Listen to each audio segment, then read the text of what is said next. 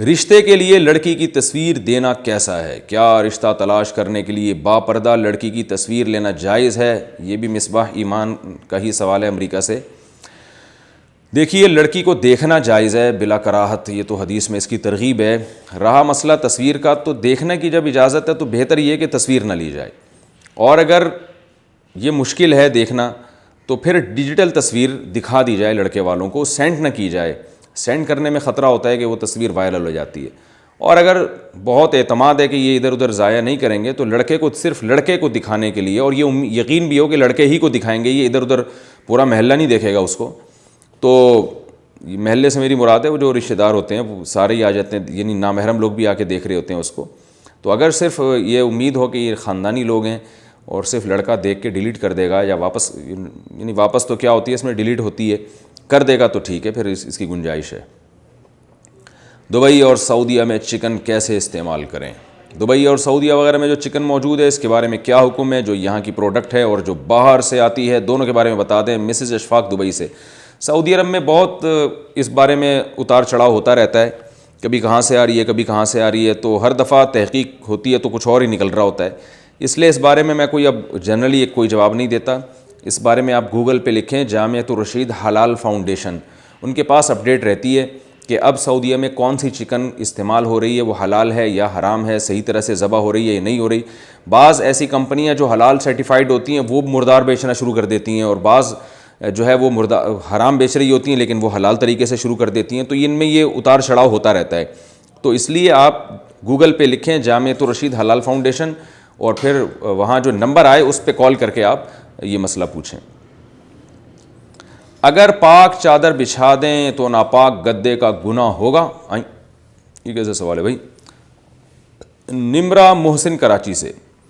چھوٹا بچہ گدے پر پیشاب کر دے اور بار بار دھونا ممکن نہ ہو تو اگر گدے پر صاف چادر بچھا دی جائے تو اس سے ناپاکی کا گناہ تو نہیں ہوگا؟ نیز اگر کپڑے پر پیشاب کر دے تو صرف وہی حصہ دھونا ہوگا یا پورا کپڑا دھونا ہوگا؟ بھائی اگر ناپاک گدا ہے اور وہ خشک ہو گیا پیشاب، تو اس کے اوپر جب آپ دوسری چادر ڈالیں گے، تھوڑی موٹی چادر ہو تاکہ پیشاب کے بدبو اثرات نہ آئیں، تو پھر اوپر جو حصہ ہے وہ پاک سمجھا جائے گا، وہ ناپاک نہیں ہوگا۔ لیکن بہتر یہ ہے کہ جو شریعت کا مزاج کے قریب ترین چیز ہے کہ خواتین اس طرح سستی نہ کیا کریں، بچے نے پیشاب کر دیا ہے تو اس کو دھوئیں، نیچے ٹب رکھ دیں گدے کے اوپر، پانی ڈالیں، جب وہ پانی آر پار ہونا شروع ہو جائے گا تو دیکھ لیں 3 دفعہ میں جتنا پانی آر پار ہوتا ہے تو گدا پاک ہو جائے گا، گیلا تو آلریڈی ہو ہی چکا ہے، تو اس سے پاک کر دینا چاہیے۔ لیکن بہرحال نہیں کیا اور اوپر چادر ڈال دی تو بھی ٹھیک ہے اگر پیشاب خشک ہو چکا ہو۔ کپڑے پر بچہ پیشاب کر دے تو صرف وہی حصہ دھونا ہوگا، پورا کپڑا نہیں دھویا جاتا۔ قضائے عمری سے نفل نماز کا ثواب بھی مل جائے گا؟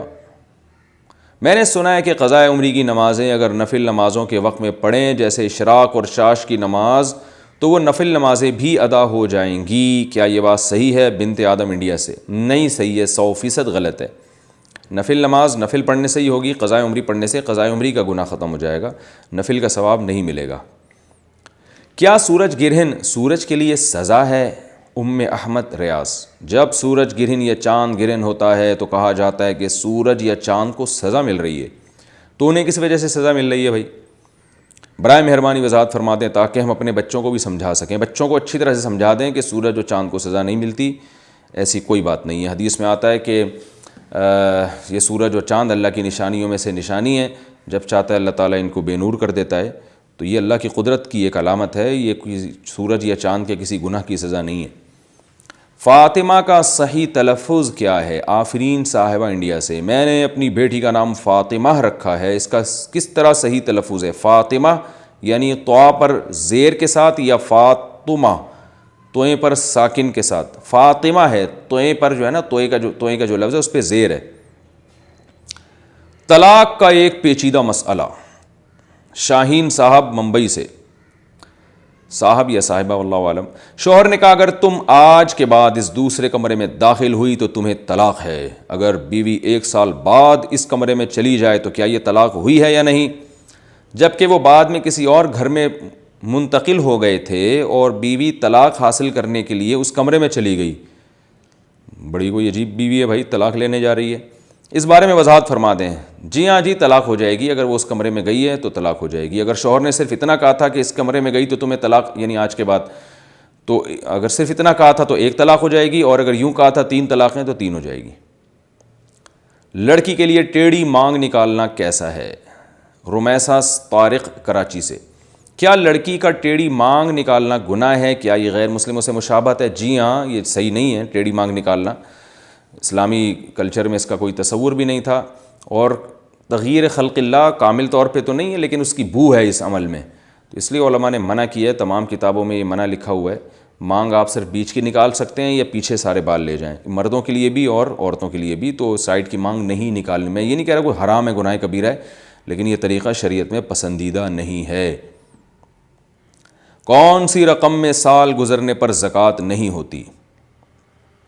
کیا کوئی ایسی رقم ہے جس پر سال گزرنے کے باوجود زکوٰۃ لازم نہ ہو؟ جیسے ایک ماں برسوں سے بیٹی کی شادی کے لیے پیسے جمع کر رہی ہے یا زیور رکھی ہوئی ہے، اور وہ زیور کسی کے استعمال میں بھی نہیں ہے، یا پھر وہ ہر ماہ بچوں کے اکاؤنٹ میں پیسے ڈالتی ہے تاکہ جب وہ بڑے ہو جائیں تو ان کے کام آئے۔ فوزیہ صاحبہ لندن سے۔ دیکھیں، نابالغ بچوں کی ملکیت میں جو پیسے یا زیور دے دیا، یعنی ماں نے یہ کہا کہ یہ میری بچوں کی ملکیت میں ہے، تو ان پہ زکوٰۃ نہیں ہے، کیونکہ بچوں کے مال پہ زکوٰۃ نہیں ہوتی۔ لیکن اگر وہ ماں کی ہی ملکیت میں ہے اور ماں نے اکاؤنٹ بھی اپنا کھولا ہوا ہے اور اس میں ڈال رہی ہے، نیت یہ کر رہی ہے کہ بچوں کے لیے ہے، تو چونکہ اکاؤنٹ آپ کا ہے تو بے شک وہ بچوں کے نام سے کھولا ہو، بعض دفعہ نام بچوں کا ہوتا ہے لیکن ملکیت ماں ہی کی سمجھی جاتی ہے، تو جس کی ملکیت ہے اس کا اعتبار ہوگا۔ تو اس اکاؤنٹ میں اگر آپ نے پیسے ڈال دیے یا زیور رکھوا دیا تو وہ آپ ہی کا زیور ہے، تو اس لیے اس پر زکوٰۃ واجب ہے، چاہے بیٹیوں کی شادی کے لیے رکھا ہو یا بیٹوں کے لیے رکھا ہو، کیونکہ ملکیت ماں کی ہے اور ماں بالغ ہے، عاقل ہے، لہذا زکوٰۃ واجب ہے۔ اور اگر ملکیت بچوں کی ہے، دل میں نیت کر لی ہے کہ یہ بچوں کی ملکیت میں اور بچے بھی ماں کی کسٹڈی میں ہیں، تو پھر قبضہ بھی ضروری نہیں ہوتا ایسی صورت میں، تو پھر ایسی صورت میں ان پر زکوٰۃ واجب نہیں ہے، کیونکہ نابالغ بچوں کے مال پہ زکوٰۃ واجب نہیں ہوتی۔ اور یہ بہت بری رسم ہمارے معاشرے میں کہ جن ماؤں کی بیٹیاں ہیں وہ بچپن سے ان کے لیے جہیز جمع کرنا شروع کر دیتی ہیں۔ اللہ کا واسطہ اس عذاب کو، اس لعنت کو اپنے معاشرے سے ختم کریں۔